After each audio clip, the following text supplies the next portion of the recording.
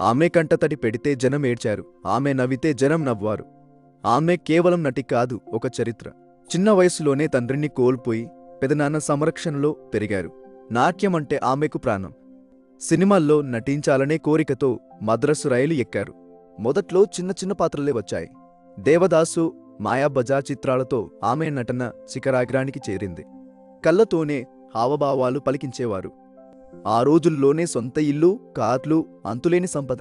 ఆమె ఇంటికి వెళ్తే ఎవరూ ఖాళీ చేతులతో వచ్చేవారు కాదు. ఎవరు కష్టంలో ఉన్నా సాయం చేసేవారు. ఆమె దాన గుణమే ఆమెకు బలహీనతగా మారింది. జెమిని గణేశంతో ప్రేమ వివాహం ఆమె జీవితంలో అతిపెద్ద మలుపు.